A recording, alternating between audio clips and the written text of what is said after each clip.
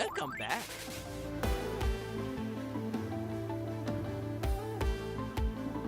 Oh snap, Denali upsetting the balance today.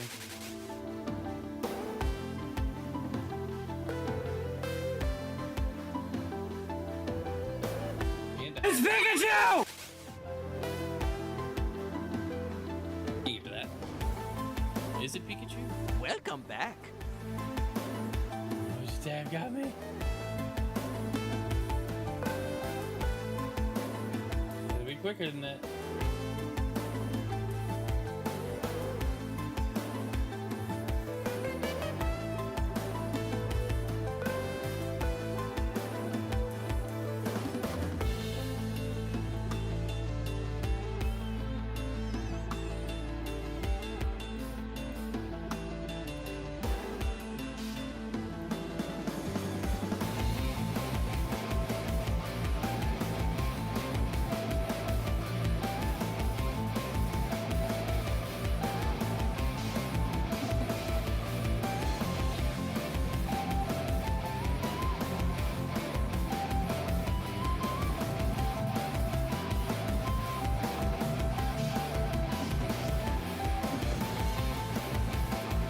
Yeah, this is a little different than what we're used to on the playlist, right?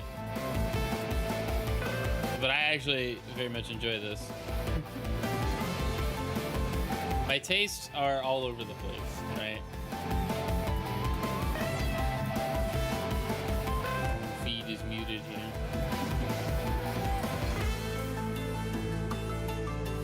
Quite a bit to talk about since we didn't talk about anything on Monday.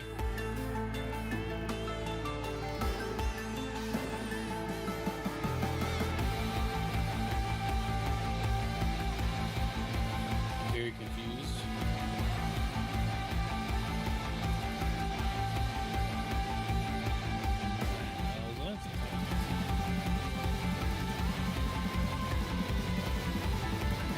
Alright, welcome in everybody. Good morning. I think most everything is functional.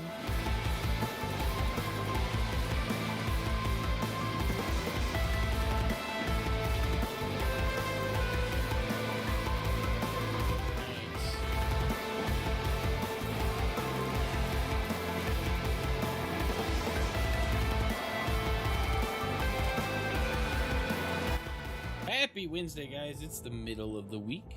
How are you all doing? Welcome back to the channel. I hope you've all had a good beginning of the week so far. But I see a bunch of other creators I respect doing this with their communities. They do what they call a midweek check-in, and they ask on a scale of 1 to 10, how's your week going? So let's do that here. Scale of 1 to 10, how are we feeling, chat? Middle of the week, 10 being the best week ever. I'm probably sitting at like a 7 right now, kind of mid. Welcome back. You know, 9.8. Oh, Denali, that's speaks highly. 7, 6, 6, 7. I think that's out. I'm so glad that that has died. I think it's done. I think it's cooked. Oh man. But yeah, it's been it's a very Wednesday. Yeah, I feel that, dude. I feel that.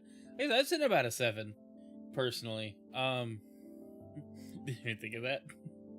Oh, it's dead. I don't hear it anymore. Even in like the little groups that we do for my kids, like sports stuff. We don't. It doesn't seem to come up. So I'm just like, all right then.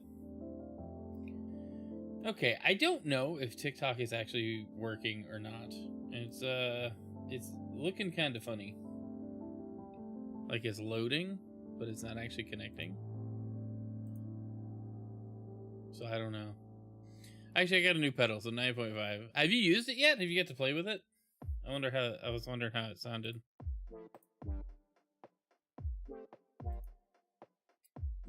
Yeah, TikTok's not cooperating today. All right, well, we're just not going to do it. We're just not going to worry about it.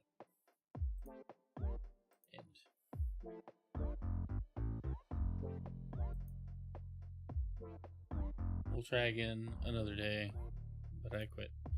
I'm not fighting the machine today. We'll just not worry about it. All right. Makes all the wub sounds. Nice. Love it. Love to see it.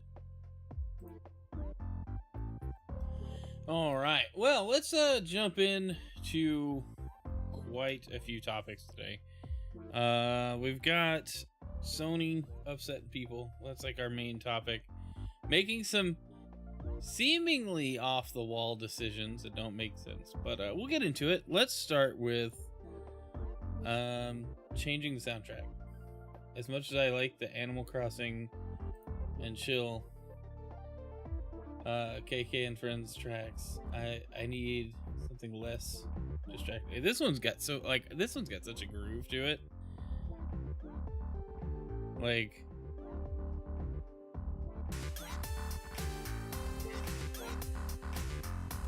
that's wrong.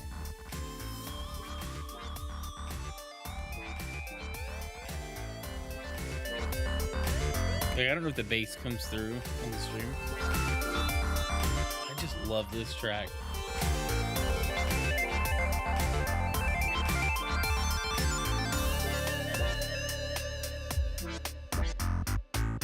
Man, I could like just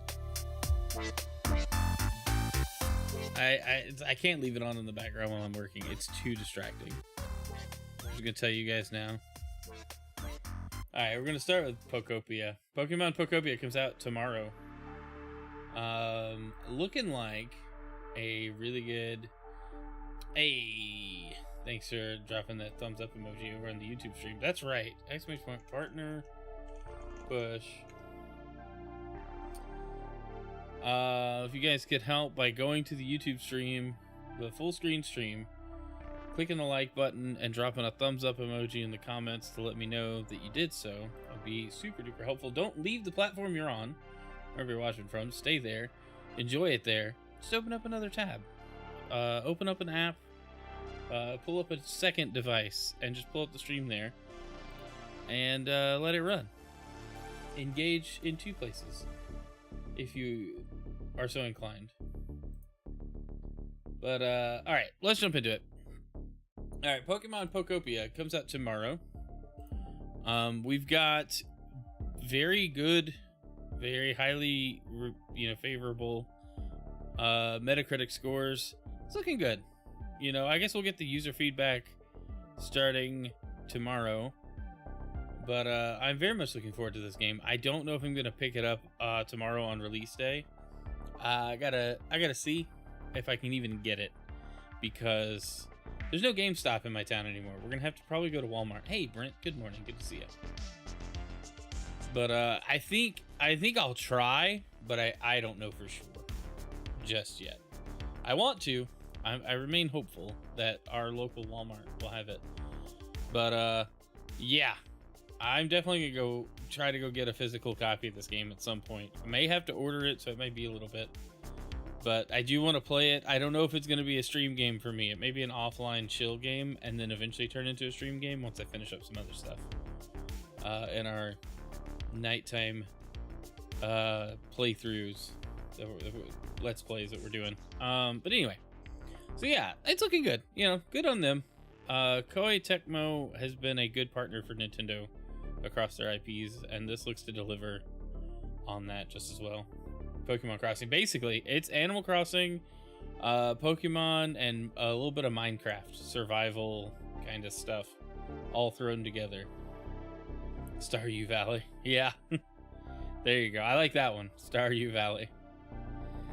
All right. Well, in news that should shock exactly 0 people, I'm not celebrating this. I'm just saying it's not surprising. Highguard officially going offline March 12th. That is next week for everybody keeping count. Unfortunately, they couldn't keep the player count up. I wonder if I could find the actual Highguard. There was like an actual statement. They were, my gosh, some of these ads.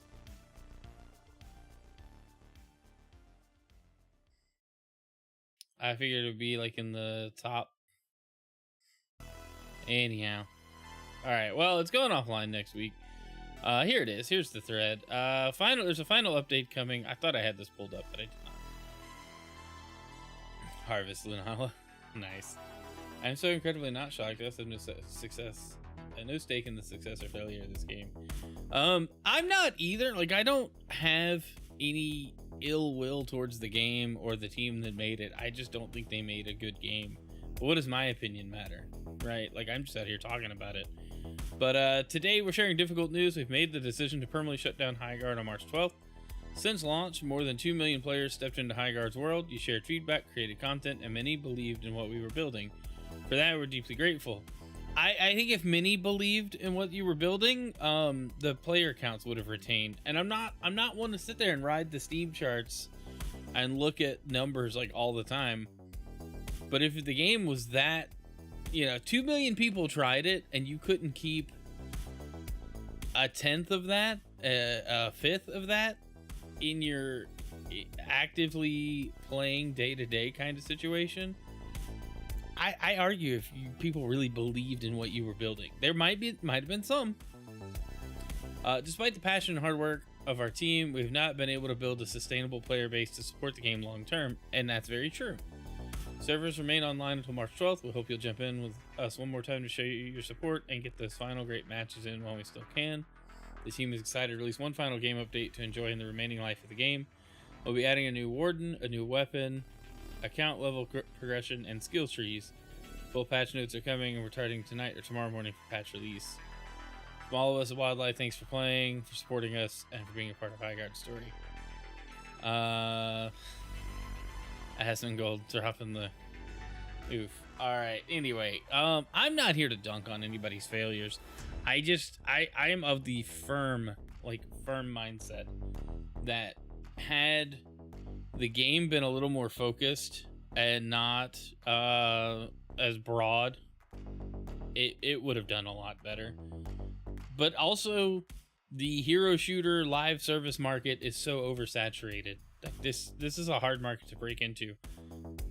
It is, especially right now, where people are kind of locked into the games that they're locked into. As far as this type of game goes, you're not really pulling people away from Overwatch or Apex or Fortnite. That's a very difficult task, and you could have the coolest idea in the world. I don't think it's gonna happen. Jeez, I know we're closing in 8 days, but here's another update in character, right? Let's see if they publish a server app. Oh man, I just wonder what the devs are gonna do. Like, I really hope that they learn from this experience and learn to embrace critical, constructive feedback, even if it's like kind of mean sounding. Take it to heart that a lot of people were saying the same things about this game, and it wasn't that people were dunking on it just to hate on it. There were legitimate criticisms that needed to be addressed, and I don't know if that was ever in the plans, right? Like, I don't know if that was ever going to happen.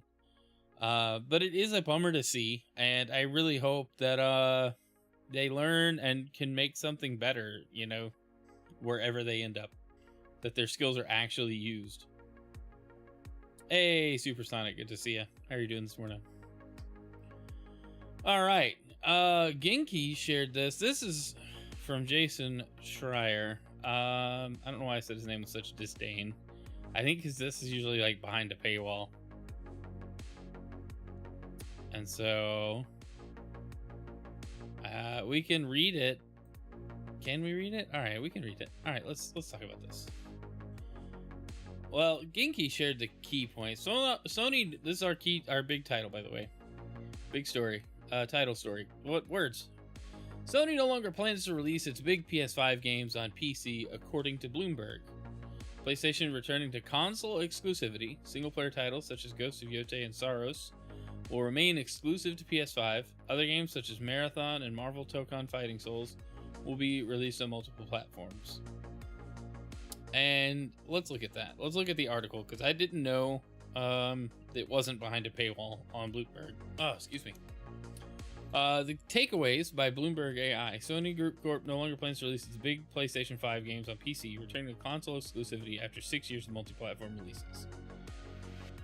So Sony Group no longer plans to release its big PS5 games on PC, major shift in strategy that sees the video game maker returning to console exclusivity after 6 years of flirting with multi-platform releases, according to people familiar with the company's plans. They didn't flirt. They straight up released games multi-platform by putting stuff on PC and Xbox. Some of it required, some of it they took a risk, and it worked out.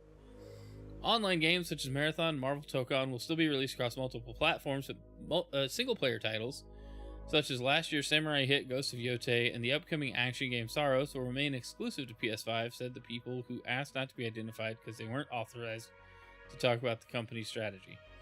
Well, you probably shouldn't be leaking information. Just saying. Supersonic, yes, very excited for Winds and Waves.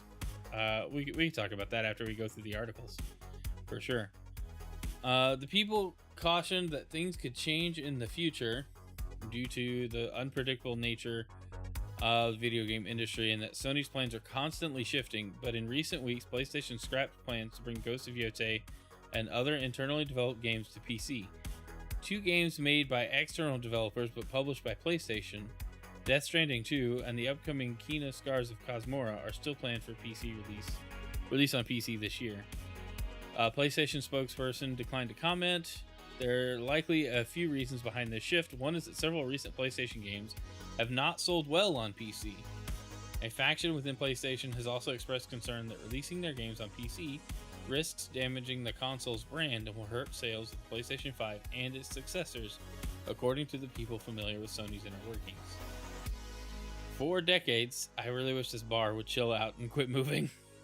For decades, Sony's tactic for selling PlayStations was to keep tentpole franchises exclusive to its own consoles. In 2020, it pivoted and began bringing games to personal computers via Steam. Since then, the company has put most of its big franchises on PC, such as God of War and The Last of Us, which I thought did fairly well. Maybe God of War not so much, but I don't know. I haven't looked at the sales numbers. I don't know if there's a public for. I guess the Steam charts would tell us. But strategy has been muddled and confused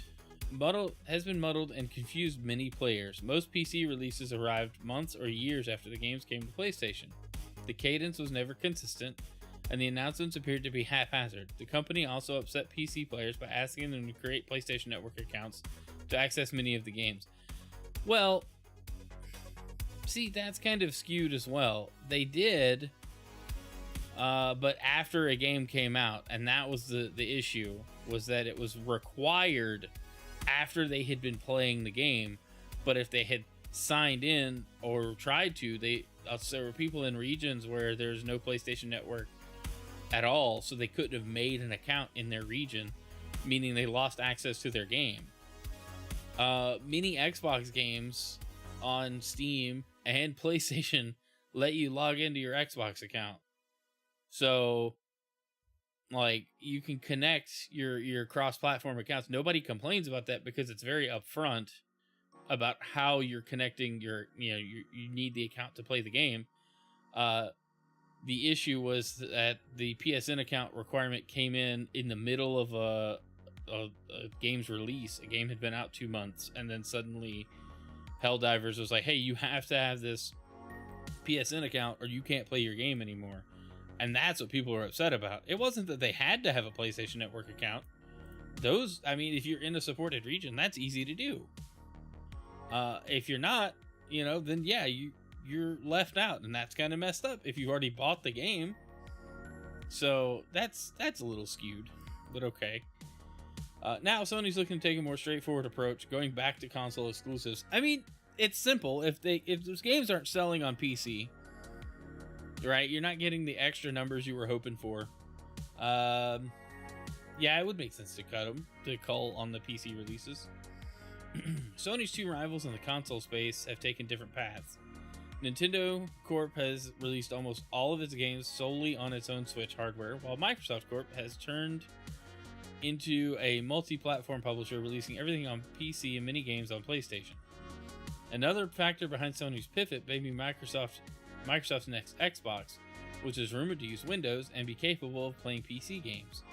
Some executives at PlayStation may not be thrilled at the prospect of one of the company's flagship games like God of War running on the next Xbox console. I think that might be more of the reasoning behind it. You know, until we get like some official statements from Sony, I don't know. They're never going to admit that they don't want God of War showing up on an Xbox. But right now, you can play Spider-Man on a ROG Ally, the Xbox version.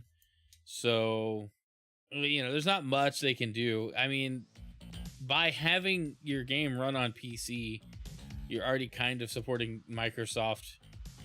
You know, you're giving Microsoft another reason to keep like supporting the PC platform because people are using the OS to do things. So I don't know that Sony can get away from that. It's interesting. It's an interesting idea, interesting thought. I think really the biggest things are probably they're not satisfied with the PlayStation sales on PC, and they're losing 30% for every sale on Steam. Right? They keep 70, which is great. That's extra money that they weren't making before not having the game on PC. But now, you know, maybe they look at, and I said this on the roundtable, maybe they look at just releasing their own client that we've seen rumored for a few years now, and their own store, and then the cross-buy thing comes in for PlayStation. We saw the graphics and stuff for that. There could be a total shift away from all of that entirely. You know, they could be, maybe they were going to do it, and now it's just like, look, it's really not happening. It's not worth it. The numbers aren't there.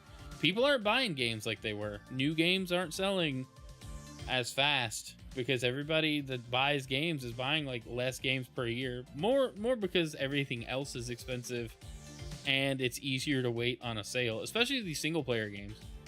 You could buy them at launch for $70, or you can wait 6 months, 9 months, and they'll be $30. You know, why not wait? You know, save a few bucks, buy more games, even if they're not like the latest and greatest. You can still enjoy them. You know, I think the difference between like that and the way Nintendo does it, Nintendo rarely discounts their game. You know, any of their franchises, you rarely see the cost come down below, you know, maybe 25% on a good sale. Finally got Detroit Become Human on Steam 8 years late. It's still like, that's still money that studio made, even if it's a little bit. How much of a cut do indie games lose sacrifice when they release on Steam? 30% PlayStation, Xbox, Nintendo's, Nintendo or others. So it depends, right? Like, it depends. I know Steam has a thing about you have to make so much in sales. I think it's like $1 million in sales, $1 million in sales alone before they impose their 30% cut. And I think before that, it's either you keep more of it. It's like a 90-10 split. Hey, Will, thanks for the work clerk. App stores like mobile do the 30%, 70-30 split. PlayStation, Xbox both do a 70-30 split. Steam does it depending, and I have no idea what Nintendo does. I would assume they take a sizable cut as well. But that's what I think is driving some of this decision making is, you know, licensing Spider-Man isn't cheap, right? So by releasing on PC, the hope was to get a ton of sales. Now, I don't even know how to look this up, but I'm very curious. Insomniac Spider-Man PC sales. I mean, Spider-Man Remastered on PC sold over 1.5 million copies, generating more than 52 million in revenue April 2023. Now, it continues to sell? I don't know.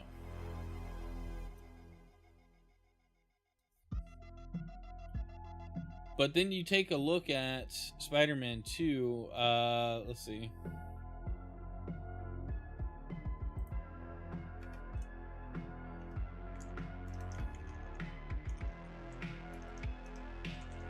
There, I want to compare them.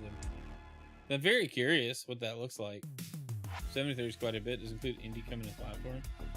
Is also a fee to add. There might be a developer fee to access like tools and dev kits. I know with Apple, you have to have a developer account, and that has an annual cost of like $100 associated with it. Now, that may be nothing if your game sells really well, but if you are building something yourself, yeah, that gets expensive. Let's see. Okay, so Spider-Man on PC sold 1.5 million copies. Spider-Man 2 on PC reports 700,000 to 750,000. So it didn't even break a million. And I think that's the difference. You know, if this like flagship series, if a flagship series like Spider-Man can't break a million easy on PC, if it can't even outpace the PlayStation sales, right? Because on PS5, Spider-Man 2 had 11 million, achieved 11 million sales, 11 million units, sorry, in 6 months. But it didn't even come close to that on PC. So the PC like view of PlayStation games is cooling off. A lot of that's probably the PSN account requirement. I think some of it, you know, may just be superhero fatigue. You know, Spider-Man 2, it felt like it took a while to come out. Maybe that's part of it. You know, like I don't know for sure, right? I don't know. Maybe we could get some good feedback from somebody who knows a lot more than we do and has inside information on what those sales numbers actually look like from the PlayStation perspective. But it'd be really interesting to see. I would think if the PC sales are cooling off for newer releases, why bother porting it if it's not going to even offset the development costs for porting it and the loss in revenue, you know, from being on Steam, that 30%, right? Silk Song hit way past 1 million. How would that work if you need a reference? 30 Steam if selling right now, 75.25. Well, yeah, let's see. We can look it up. We can look that up too. There's a whole thing. Let's see. Steam sales split. I think is what it is. So Steam typically takes 30% of game revenue, but the split's based on volume. 30% for earnings up to 10 million, 25% for 10 million to 50 million, and 20% for sales over $50 million.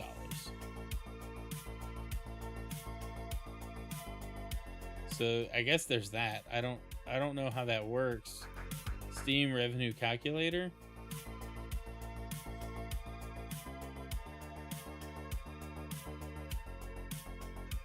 I don't even know.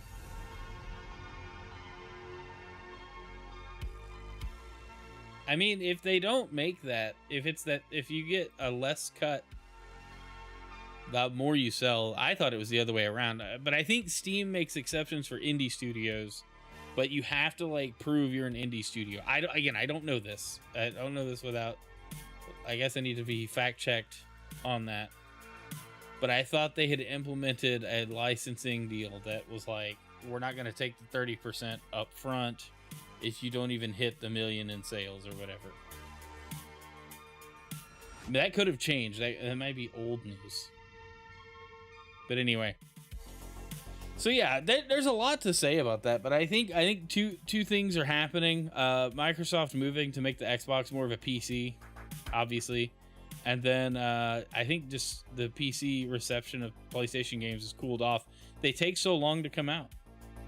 You know, if you look at how day and date releases work across platforms, you know, Final Fantasy 16, if it hadn't been a PlayStation exclusive, might have sold a lot better for Square Enix because the hype was all at that initial release.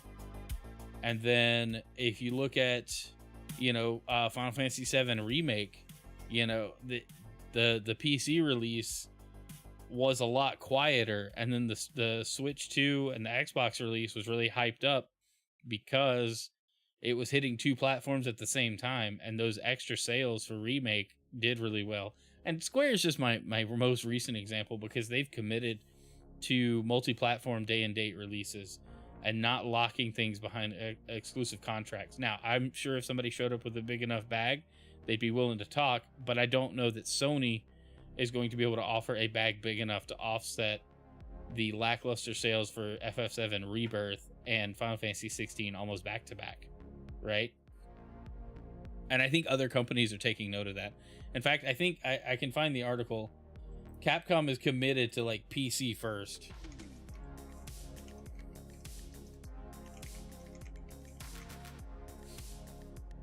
Let's see.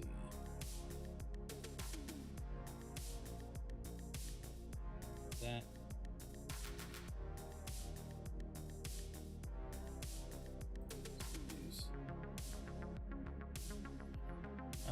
Let's see.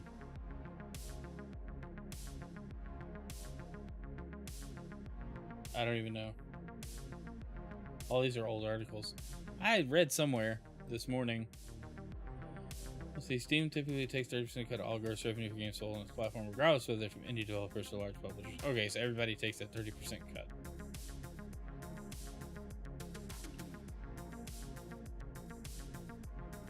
Alright, so yeah, we read that the revenue is tiered. PlayStation, Xbox, Switch are always the same. Probably, I'm sure they have some kind of incentive to take less of a cut if your game makes enough money. You know, I don't see why they wouldn't, but I don't know.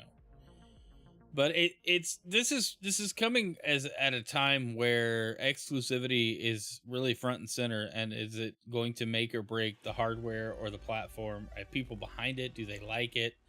I think a lot of people are kind of over the idea of a console exclusive unless you play on PlayStation, and then you see kind of your platform supports the platform you purchased supports itself by putting games that are only available on it.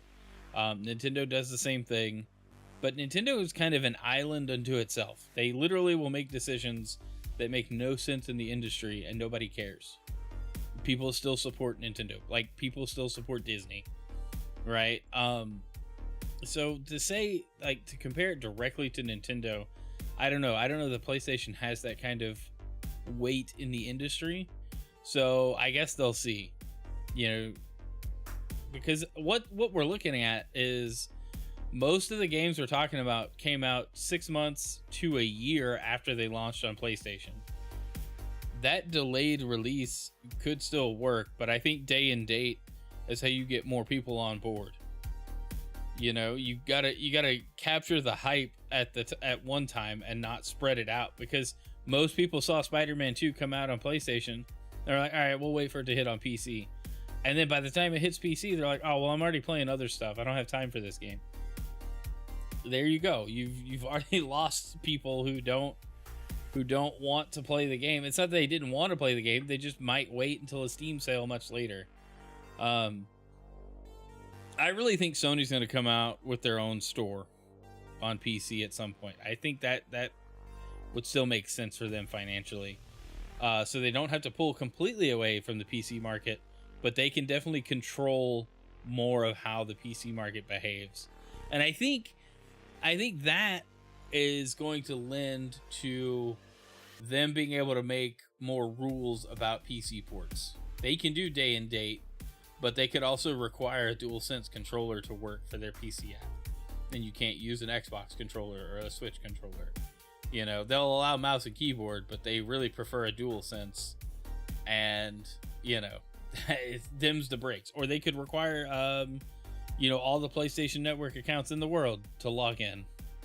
You know, because that's their platform. They can set the rules. Whereas with Steam, it's a little bit of a open range situation. You know, any type of input has to work with Steam. A lot of rules around it. You know, there's just, it's not theirs to control. And I think that's going to come back on it. Is what can they control and make the most money on? And really making the most money is the point, right? It's not enough to make plenty of money. They have to make the most money. Let's see, to do the math, 10 million times 30% equals 3 million for Steam. The next 40 million, you sacrifice 10 million or 25% before you get an 80-20 split. Right. Yeah. So yeah, that's kind of the big news right now, is in a time where everybody's kind of viewing exclusives differently. Sony's walking back their support of PC, which is fine. It's, we'll see how it works. I'm interested to see how it's going to work. All right, let's move on. I don't want to get political, but I thought with Tencent being in the news like this, it could be interesting. The Trump administration debates getting Chinese Tencent money out of US gaming over feared security risks. Where would that leave wholly owned studio Riot Games? So this is on Eurogamer from Robert Purchase. Thank you, Robert, for the article. Donald Trump's administration is apparently debating whether to let Tencent, a Chinese tech company, keep its investments in video game companies based in the US, such as Fortnite maker Epic Games and League of Legends maker Riot Games. The Financial Times heard from several people familiar with the internal deliberations that meetings have been and are being held to determine whether Tencent's investments pose a security risk. These meetings are being held ahead of Donald Trump visiting China in April. Tencent has its fingers in a lot of pies. In the US, Tencent fully owns League of Legends and Valorant maker Riot Games, and it holds a significant 28% stake in Epic Games, the maker of Unreal Engine and Fortnite. Outside of the US, Tencent has notable investments in studios such as Baldur's Gate 3 maker Larian, Soul Series maker From Software, and PUBG maker Krafton. Tencent has invested in Discord and was recently revealed as the secret funder behind doomed multiplayer shooter Highguard. Trump's administration is also reportedly discussing the security risk posed by Clash of Clans, which, despite being made in Finland by Tencent company Supercell, has a large enough audience in the US to be of concern. Should the Trump administration attempt to boot Tencent out of US gaming, the ramifications could be huge. It would be quite the shakeup. It's worth noting that concern surrounding Tencent doesn't originate from Trump's administration. Joe Biden's administration was also investigating Tencent. Apparently, particularly with regards to the Chinese military, these platforms could serve as a significant intelligence collection source, said a former Biden official who worked in this area, Chris McGuire, to the Financial Times. So, yeah, I've kind of been wondering if the government was going to take notice of Tencent's reach, right? We know who's going on Clash of Clans. Well, just the fact, okay, so Tencent owns a lot of different pieces of companies. They are directly involved in an uncomfortable percentage of the gaming industry, and a lot of it stems from the thoughts that it's the same as with TikTok. They needed ByteDance to divest because ByteDance was a wholly owned Chinese company at some point. I don't think it was by the time. I think a lot of things changed hands by the time the orders came down for ByteDance to sell off to Oracle and whoever else owns TikTok now.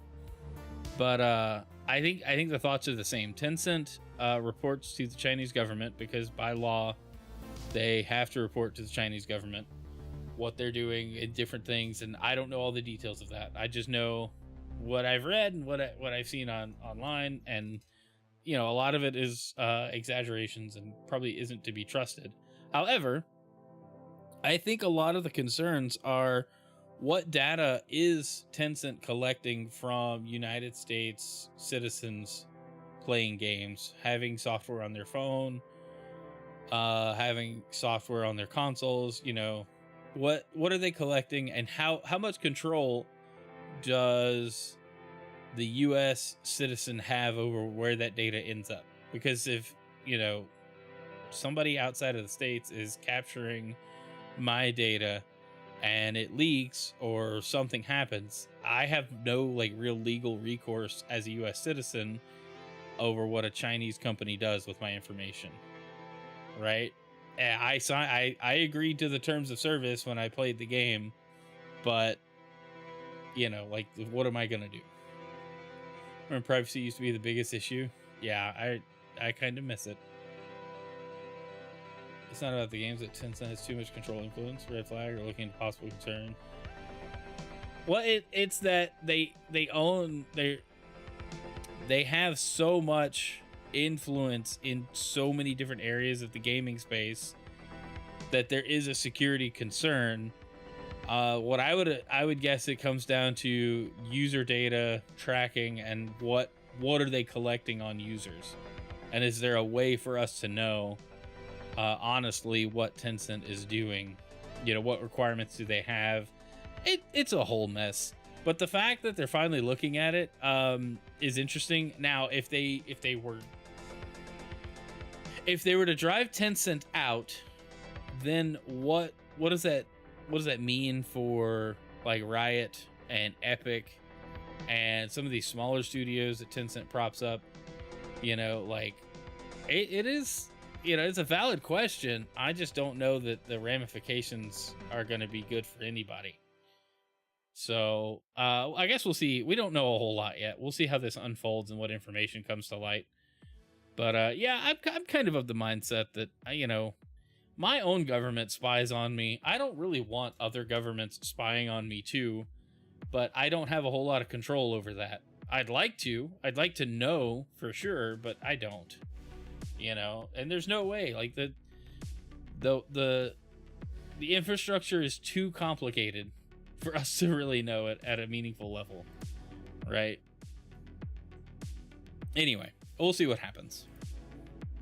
A concerning level or suspicious level? I think a little of both. Your government also spies on me now, dude.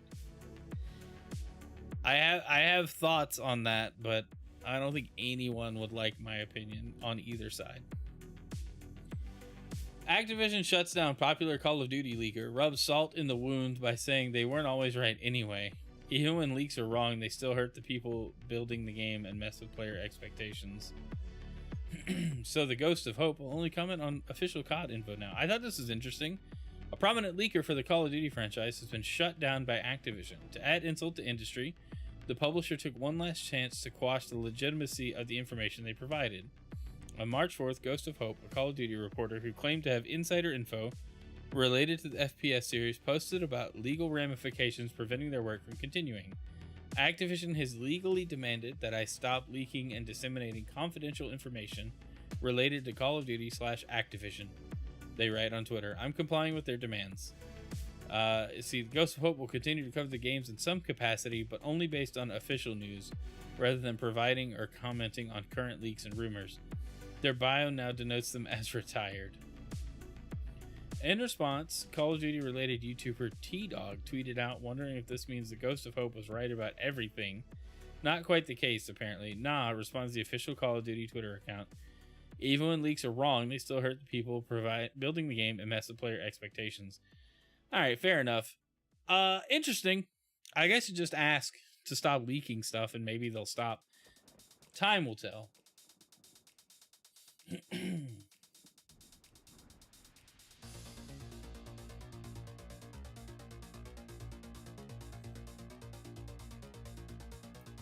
Yeah, incorrect leaks can misinform a lot of people. I was gonna say, I took a sip of coffee, I was catching up on chat. But yes, I don't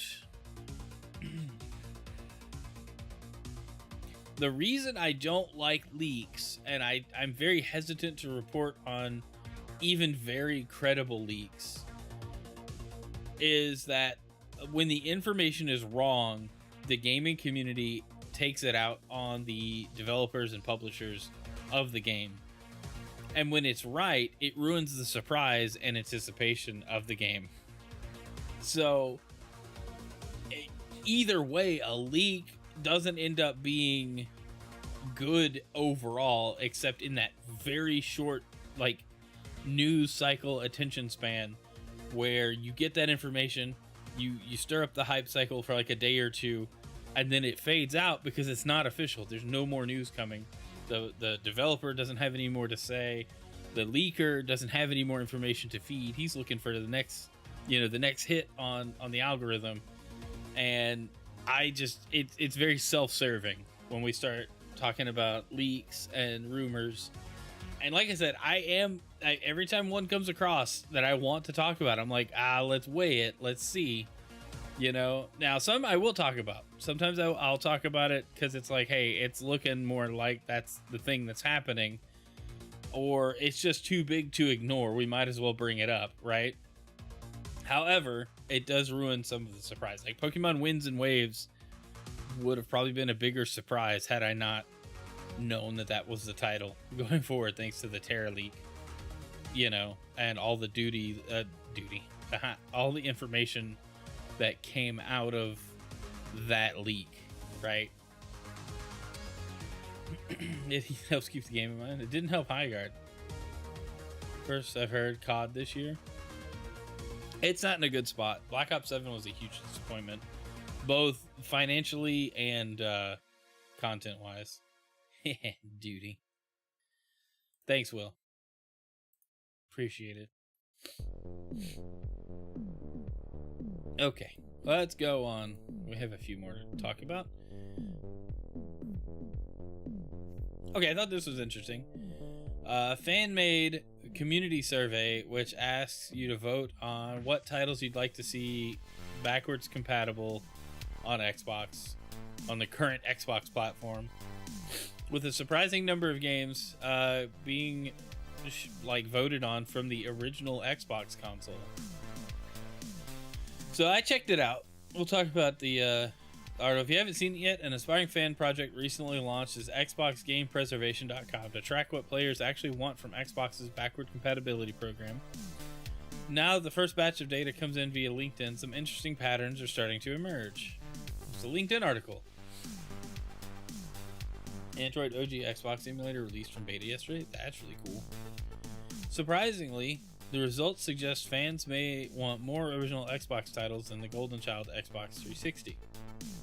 Now, while this is a fan project and nothing official, and the data is likely is not representative of the entire Xbox player base, it still offers an interesting glimpse into what fans say they want from Xbox's backwards compatibility efforts, if it ever returns. At the time of the writing, the site has seen just over 3,300 visitors, so which games are people actually voting for? Let's break it down, and I guess this is the data that's published so far. But we got 52% for the original Xbox, 48% for the 360, which I don't like that these are flip-flopped. That's kind of weird. But seeing more people want OG Xbox games is wild.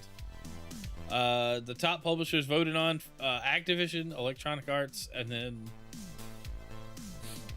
the rest are down there. The top genres are shooter, which was most of the original Xbox and the 360 for a while. And then the original Xbox coverage, 92% were not already backwards compatible. And same with 360, except it was 73%. So like most of the things being voted on are not backwards compatible.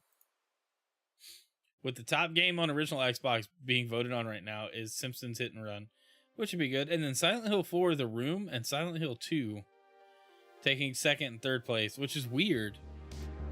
A ton of Activision games are on this list as well. A bunch of the Spider-Man games that Activision published. I'm not going to Google Fire Red emulator.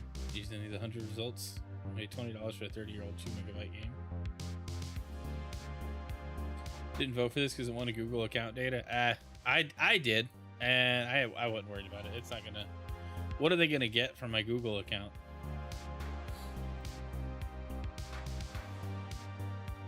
I was kind of hoping to look at the leaderboard right now, check out the site itself. Hey, it seems kind of cool. I want to check out the LinkedIn article as well.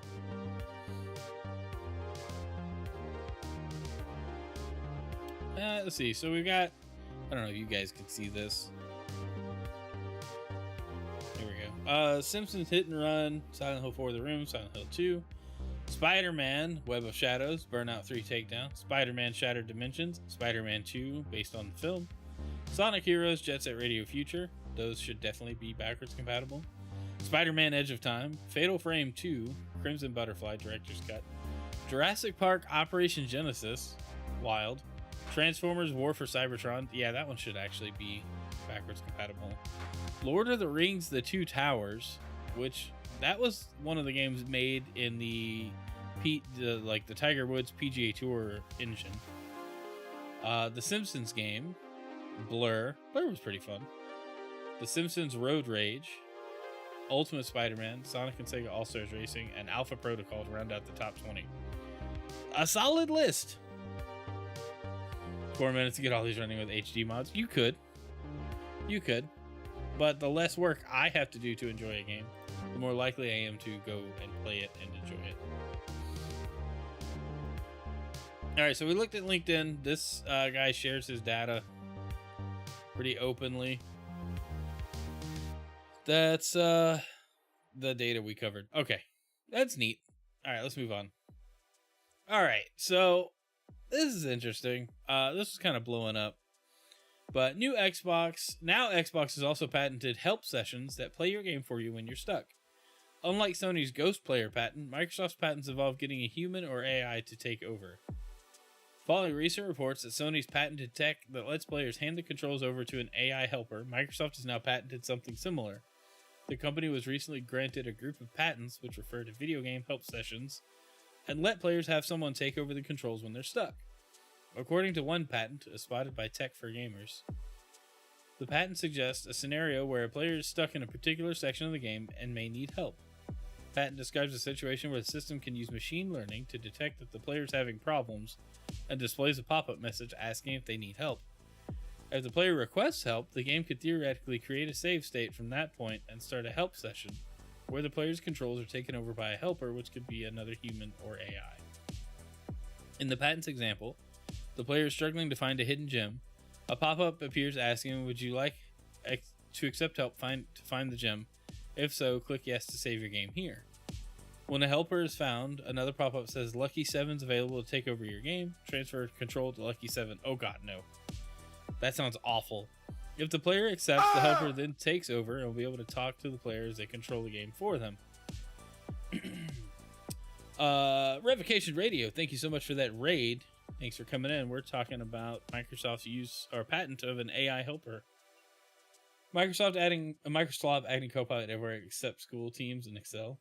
But welcome in, Raiders. My name's Chrono. We're just talking about the game news for Wednesday of this week. Quite a bit to talk about. But Revocation, welcome in. What brings you by? Thanks for the raid. Welcome in, Raiders. I hope you all are having a fantastic morning.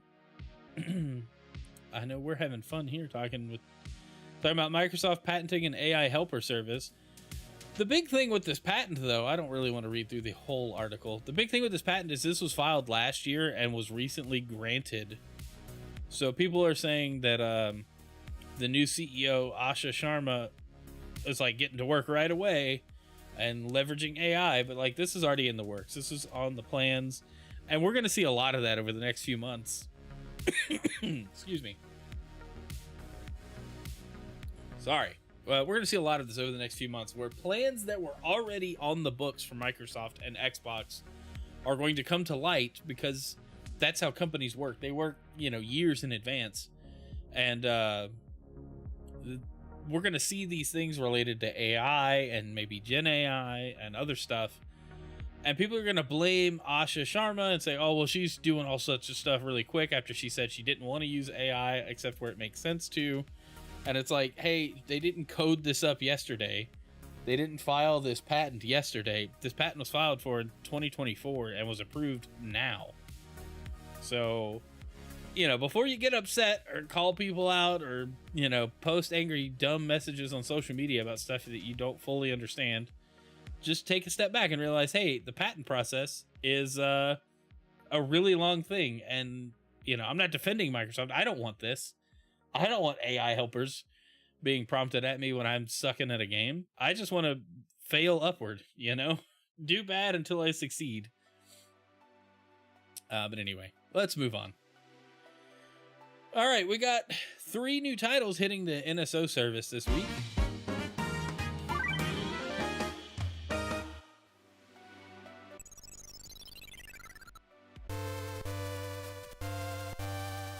We got Mario's Tennis and Mario Clash.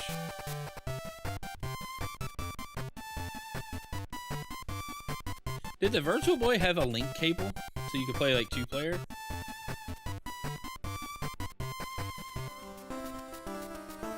I don't even know what Mario Clash is. It looks like the OG Mario Bros.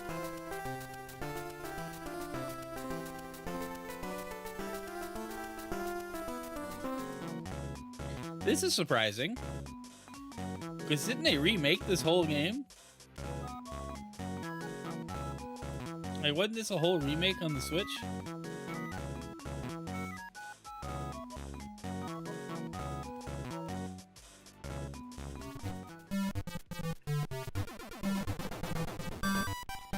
Available March 10th on Mario Day. So there we go. That was that. I thought that was worth taking a look at.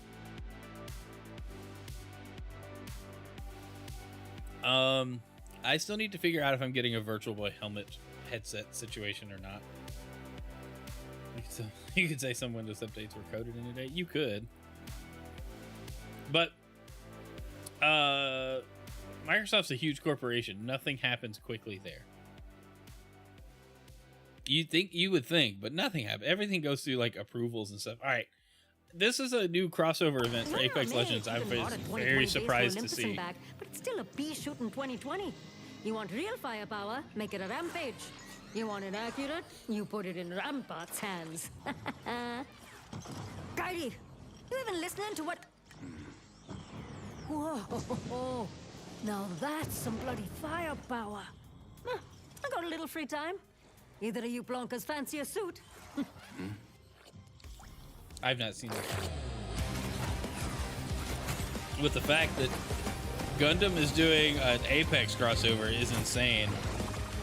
The Overwatch one was super cool. I wish I had bought some of those skins.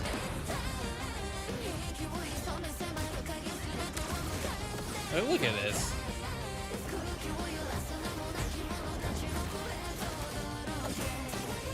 And it's a bunch of different Gundam series being represented here, not just Wing.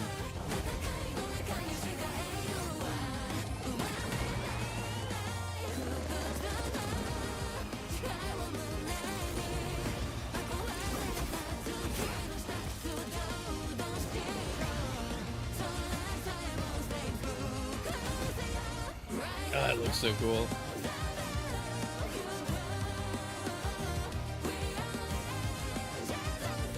Is it enough to make me play Apex Legends again, though? Because their shop is way more shopified than like Overwatch or even Fortnite to some degree.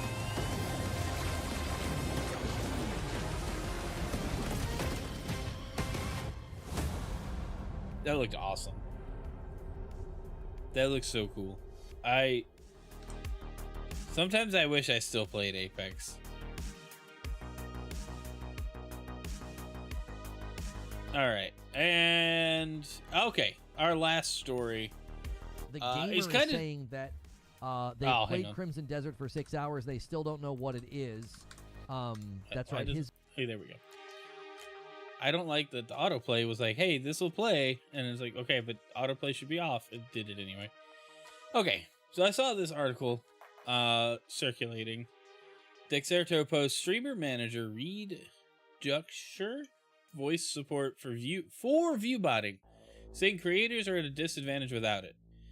Quote, the reality is if you're not viewbotting and everyone else is, you're at a disadvantage. And here's the thing. No. Okay, I'm gonna just squash this right here. For advocating for viewbotting. Viewbotting is dishonest at best, and you might see success from it, but it's a lie. And lying and dishonesty of any sort have really no place in my content or my channel.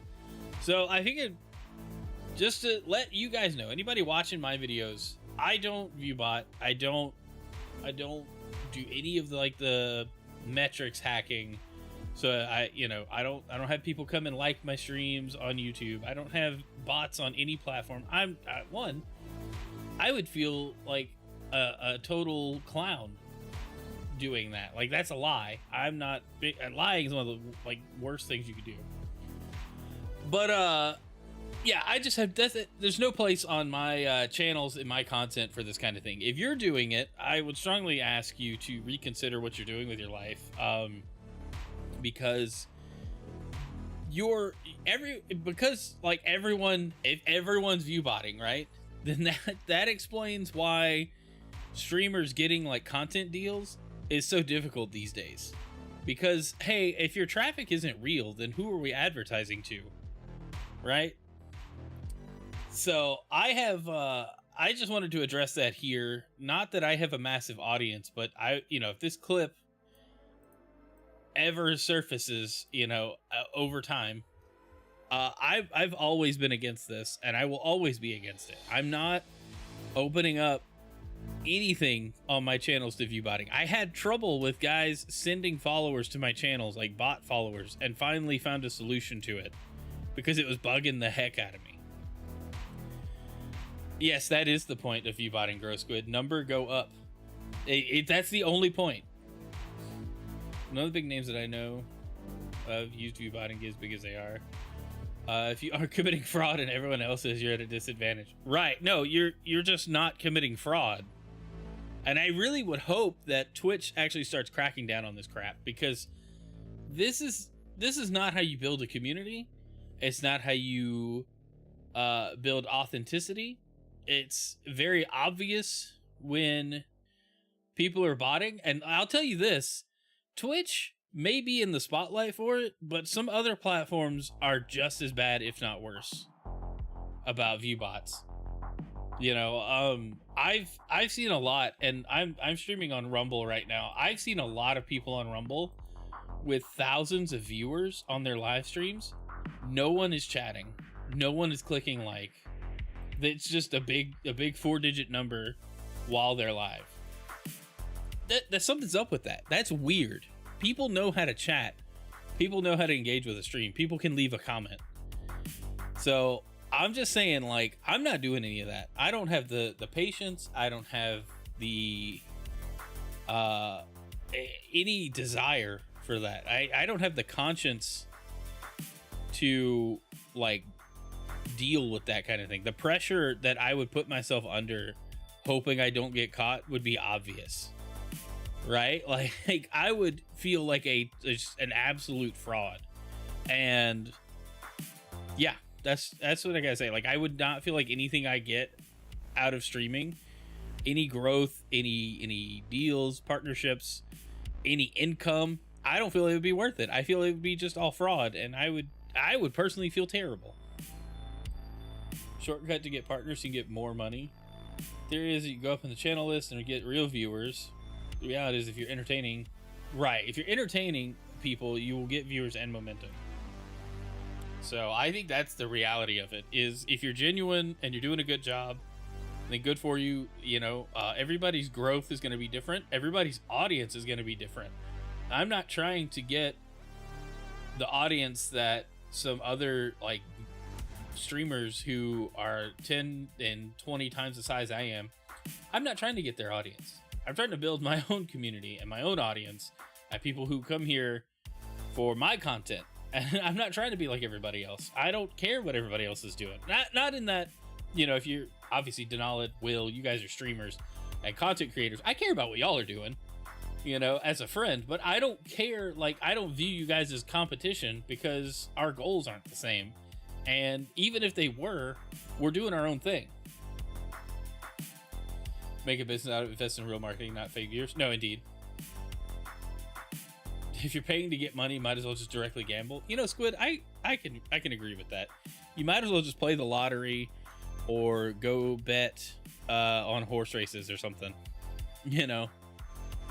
But this really, like, struck a nerve with me reading this morning, because it's basically like, it's like the scummy talent manager or acting manager in, like, Hollywood that's got, like, the cigar, and he's like, kid, if you ain't lying around here, you're just gonna put yourself behind. It's like, what? No, I'm not.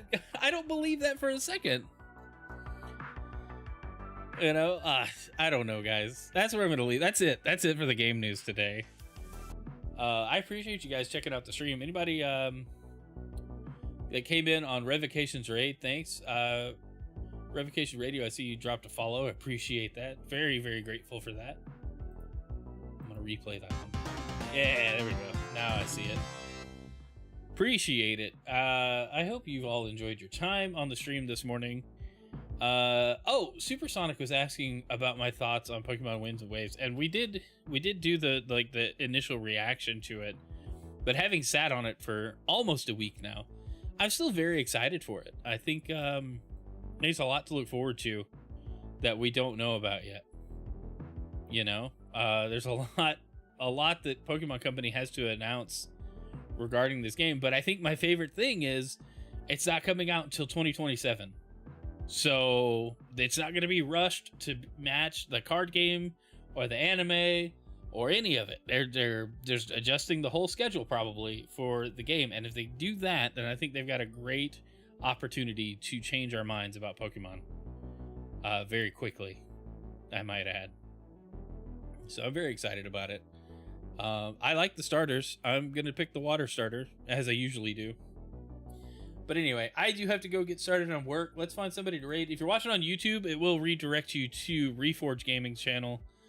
He may be live on a different stream. So, I don't know. He does like multiple streams a day, and he will stop and start a stream and stuff. So, y'all go check him out. But we'll probably raid him right now as well, depending on who's also live. We raided GCG last night. We raided... Yeah, okay, yeah, Reforge. Lano's talking about Crimson Desert. So y'all go tell him hey. And Chronos sent y'all. And I will see y'all tomorrow night, probably. We'll see. Love ya. Thankful for ya. Y'all have a great day. I'm not competing for your viewers. Yeah. Dude, it's not a competition. It's, we're all swinging upward. All right. Y'all have a great day. See ya.